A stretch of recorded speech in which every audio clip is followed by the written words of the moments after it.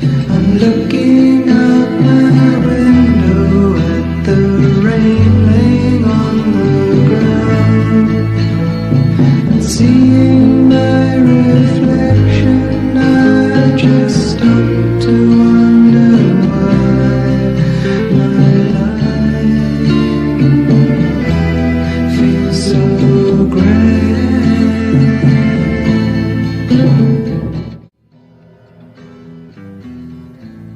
Hey everyone, welcome back. So, hitting you back up this Friday with some more recent finds. It's Friday morning, so I apologize if my voice is not quite awake yet. I'll try to speak as clear as I can, but it's the morning, so it's just how it goes. I got 3 days off this weekend, so it's kind of nice. You know, I don't get that all the time, but I plan up hitting Omaha tomorrow, I think. If the weather's decent, which it should be. I wanted to go today, but I guess they got snow showers in the early morning hours this morning, so I'm not going to take the chance there and risk it, but should be a lot better tomorrow. It's supposed to be in like the mid-40s, I think.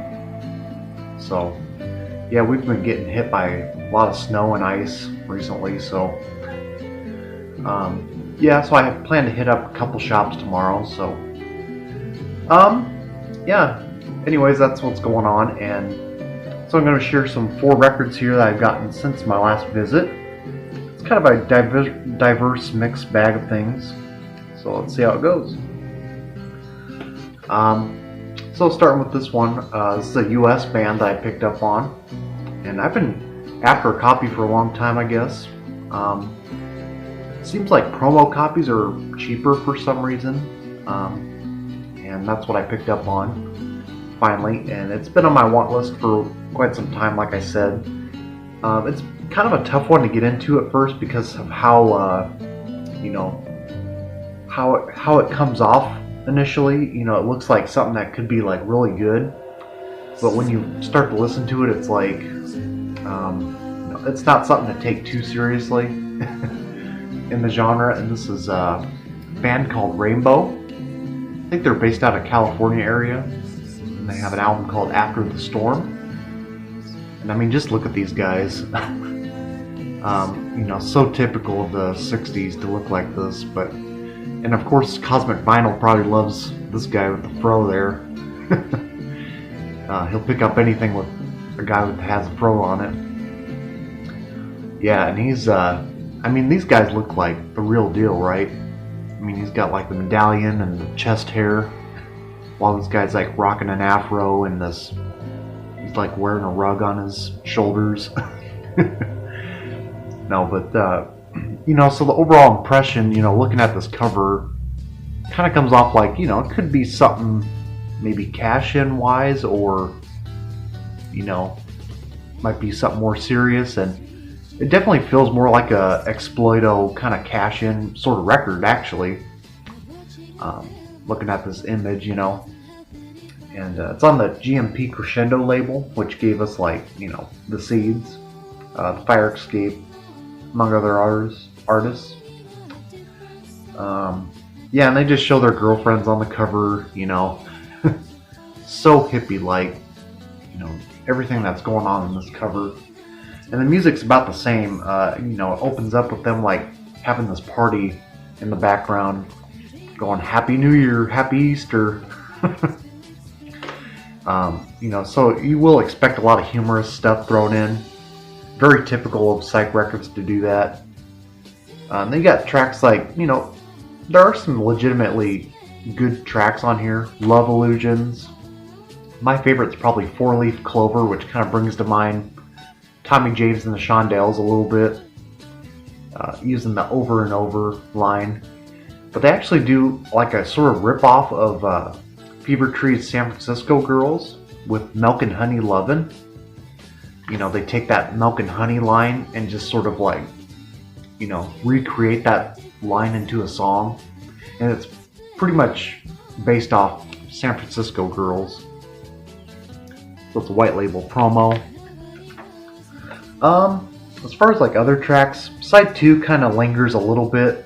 You got a track like Does Your Head Need Straightening, which opens up with this very dramatic like speech, talking about your consciousness or whatever, and it's all very tongue-in-cheek sort of stuff, but I still like it for what it is. But initial listens, first-time listeners, they might be kind of thrown off, kind of throwing you all over the place. But if you have a knack for this sort of thing, you'll probably appreciate it like I kind of do now. But when I first listened to this, I was like, man, this is not what I expected. But yeah, it's pretty good.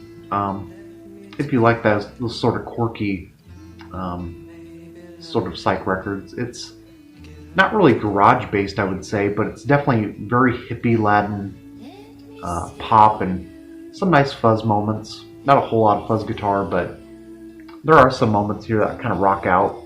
They do a version of Dixon's "I Just Want to Make Love to You," and there's some nice use of like sound effects and different tape delays and stuff like that. So it makes for a fun listen, regardless. So yeah, I'm glad to pick up on that. And somehow promo copies are cheaper than stock copies, it seems.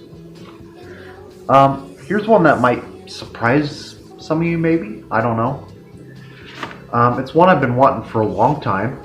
I've known this album since I've gotten to Blue Cheer and MC5, all those really heavy bands. Because I was in the first stage of psychedelia at all for me was like the heavy stuff.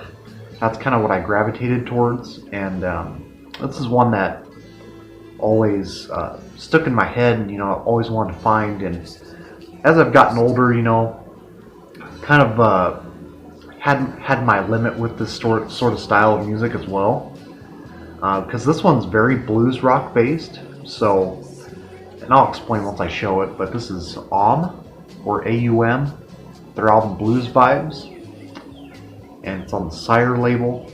Usually this record's always hard to find cheap and clean, it seems, and this one's just about right in the middle for me, the way I found it. Didn't pay much up for it, but cover's just got some ring wear, but the record's very nice. Again, I think these guys were based around the same area as Rainbow. I'm not sure if Rainbow's from Los Angeles or San Francisco, but these guys were San Francisco based. And I could see these guys putting on a good live show back in the day too. They sound very jammy, a lot of jam band sort of orientated blues rock. And looking at that cover too with the psychedelic border and has the band photo inside it. Looks very pleasing to the eye, So this cover's always stood out to me, ever since my, discoveries of Blue Cheer and stuff. I was discovering this and Valhalla, among other heavy bands, These guys are sort of heavy. The one track that really stood out for me, that really won this one for me, was You Can't Hide, which is on side 2, the closer. And it's to this day still my favorite track on here. It's got like everything I love. It's still blues rock oriented, but they go into this instrumental section where it's just a trio, because it's a trio, and they just go into this whole free-form jamming, and the sizzling fuzz guitar takes off, and it's just the stuff I live for, It's an awesome track. And so I would say at least half this record, almost half, is very good in my opinion. Even some of the blues tracks. Mississippi Mud, it's probably one of the more funkier blues grooves to ever, be put on wax during this era. And then Chilly Woman is also my other top cut off here. It's very much blues based. And then of course they open up with Tobacco Road, which hasn't been covered enough, right? But there is a lot of duds on this one as well, I would say. Especially on side 2, the other 2 tracks, A Little Help From You and Moving Man. That's a great example of the stuff I don't like to listen to. Moving Man, it's just so slow It's got that piano kind of noodling around the blues riff, and just at the end of the day, just sucks for me.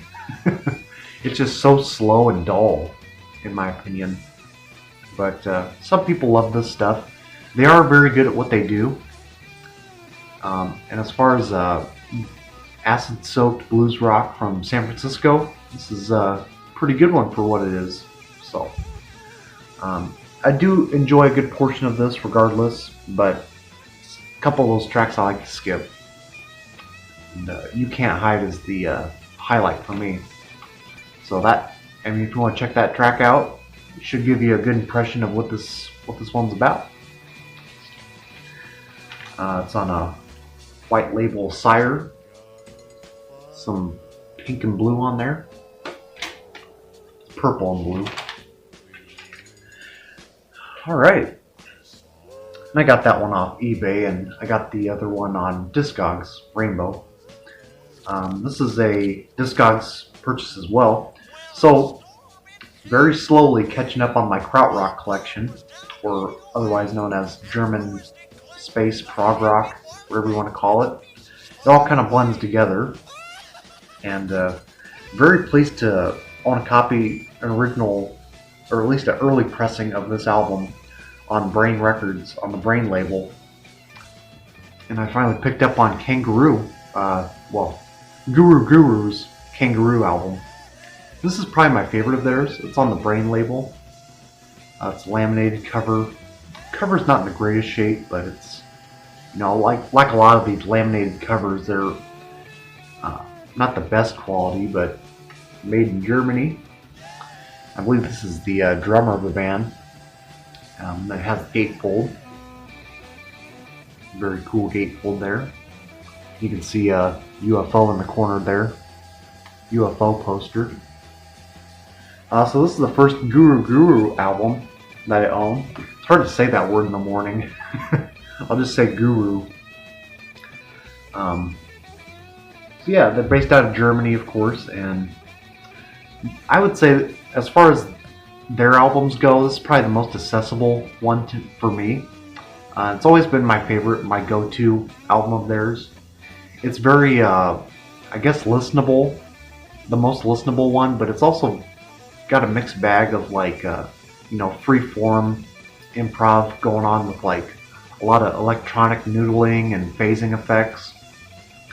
And it's very dominated by a lot of sloppy, and I mean sloppy in a good way, sloppy percussive sounds. It's very much led by the drummer on this one, Neumeier. Is that his name? Yeah, Neumeier. Yeah, it's just total. It's just music to trip out to. At the end of the day, that's about the way I would describe this. So there's only 4 tracks, but my favorite is the middle piece, Immer Lustig. It's it's mostly instrumental. It's 15 minutes long, and it's very jammy. It starts out, like a guy blowing a whistle and just takes off into this funky groove, and then just got all these swirling effects moving through it. Like I said, phasing effects, some different tape effects as well, like tape modulation and stuff like that. And the rest of it kind of follows that suit, but some of them kind of rock out a little more. And I would say if you want to check this band out, this would probably be the first one to check into, maybe. And if it's not your thing, probably don't look into it any further. And I always thought this cover was kind of intimidating. I mean, that kangaroo just looks pissed off. But what are you doing on my land? But yeah, this is very cool, and very pleased to own a at least a pressing, brain pressing from Germany of perhaps highly regarded with the other ones like Can and Faust, Amandul. So it's very much in that league, but again, very killer stuff from that time period. For some reason, this came in a Verve sleeve. It's not on Verve label. This is a early pressing on Brain, Green Brain label. It's kind of one of my favorite designs. It's very simple, but it's so awesome. You can just kind of tell anything on Brain is just, almost anything on Brain is killer stuff. So, yeah, very pleased to own that one. This one I'm very stoked about, probably the most out of all of these. And this is a reissued copy because originals are just never going to happen. They made only 99 pressings of this because of tax reasons in the UK. And even reissues are getting kind of scarce. Even with this 2014 reissue, I had to pay up a little bit for this one, but this is one that I've really fallen in love with, like, at least the last couple months. I've been just repeating this over and over, as well as their other projects. This is one I've always known about, but just never really dove into as deep, until the last couple months. This is a UK private press of Ithaca, is the band name. It's an album called A Game for All Who Knew. Came out in '73. This is the Acme reissue from 2014. And there is one from 2002 as well. And just most of the copies seem to be in the UK. It doesn't seem to be a whole lot in the US, unless they're like in local record stores. But yeah, so this album is split up into like 6 songs for the most part, but these 6 songs are split up into sections. So they're like individual tracks within the 6 tracks presented to us. And they're titled, stuff like Journey, Questions, Dreams, Feelings, Times. And they all kind of relate with the different themes here. And this is, again, another grower, I would say, but this one kind of grew on me very fast. This band, before Ithaca, it's led by Peter Howell and John Ferdinando. That's not how you pronounce it. Ferdinando. I got it. It's early in the morning.